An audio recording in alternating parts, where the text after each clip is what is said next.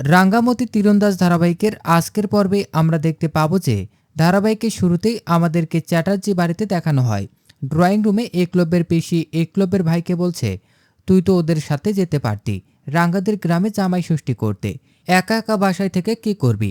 সেই সময় রাঙ্গামতির মেজো যায় সে পিসির সাথে তাল মিলিয়ে বলে, হ্যাঁ ওকে একটু বোঝাও, বলছি চলো ওখানেও অনেক মজা হবে, নাচ গান হবে, খাওয়া দাওয়া হবে। তখন একলব্যের মেজো ভাই রেগে যায় এবং বলে, ওই গ্রামে গিয়ে কি হবে, ওখানে গিয়ে যদি তুমি বন জঙ্গলে কোথাও হারিয়ে যাও, তোমার মতো হাতিকে কে খুঁজে বের করবে। ঠিক তখন রাঙ্গামতি এসে বলে, কিচ্ছু হবে না, তুই চল আমাদের সাথে, ওখানে দেখবি কত মজা হয়, গ্রামের সকলে যত্ন করবে। কিন্তু একলব্যের ভাই কিছুতেই কথা শুনছে না, সে অন্যদের তাড়া দিচ্ছে দ্রুত বেরিয়ে যাওয়ার জন্য। সেই সময় রাঙ্গামতির বড়জা এবং হাজব্যান্ড ড্রয়িং রুমে রেডি হয়ে চলে আসে। তার মেজো ভাই তাকে দেখে বলে, বা বর্দা তুই তো ভালোই সেজেছিস।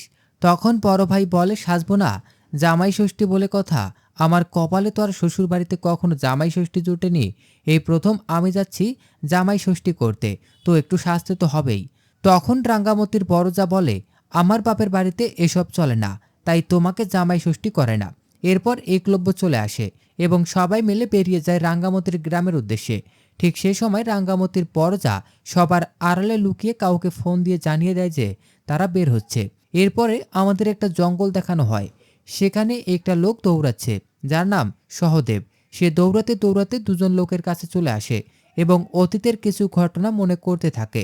যেখানে দেখানো হয় রাঙ্গামতির বাড়িতে গিয়ে সহদেব জানায় রাঙ্গামতির বাবা সহদেবের কাছ থেকে টাকা ধার করেছিল, বিনিময়ে রাঙ্গামতির সাথে বিয়ে দিতে চেয়েছিল।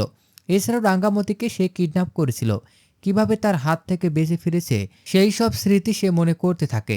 এরপর সহদেব তার দুইজন সঙ্গীকে বলে, জামাই ষষ্ঠীর অনুষ্ঠানে প্রোগ্রাম মেতে থাকবে, সেই সময় তারা মেয়েদেরকে পাচার করে দেবে এবং সাথে নেশাজাতীয় দ্রব্যগুলো পাচার করে দেবে। এরপর সিন ঘুরিয়ে আমাদের একলব্যদের গাড়িতে দেখানো হয়। সেখানে রাঙ্গামতি পুলিশের বলা কথাগুলো ভাবছিল।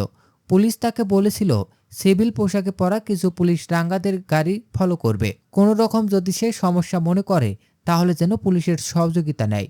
এই কথা ভাবতে ভাবতে রাঙ্গা চিন্তা করে সে একলব্যকে এই ব্যাপারে বলবে কিনা, কিন্তু সে আবার ভাবে যে এসব বললে তো তিনি রেগে যাবেন এবং চিন্তিত হবেন, তাই সে ভাবে পরে সবকিছু বলে দিবে, আগে গ্রামে পৌঁছে যাক। এরপর আমাদের আবারও জঙ্গলের কাহিনী দেখানো হয়। সেখানে সহদেব কথা বলছিল তার সঙ্গীদের সঙ্গে।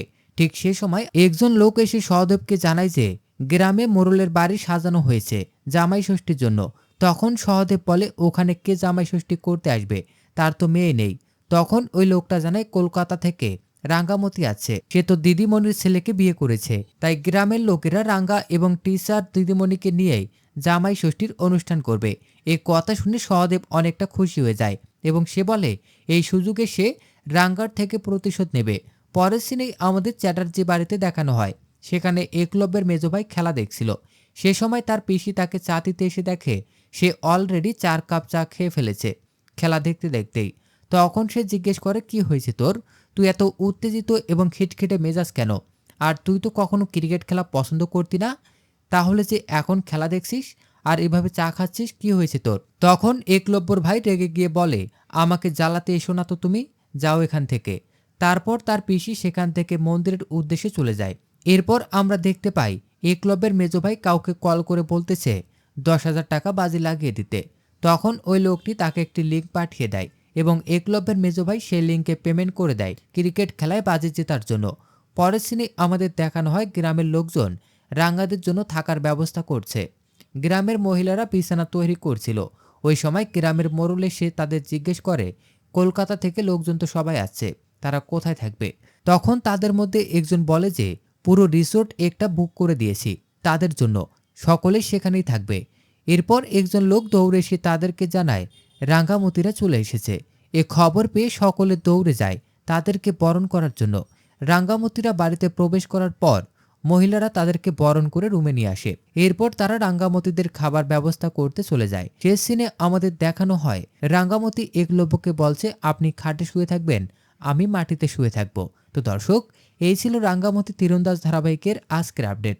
পরবর্তী আপডেট সবার আগে পেতে আমাদের চ্যানেলটি এখনই সাবস্ক্রাইব করুন।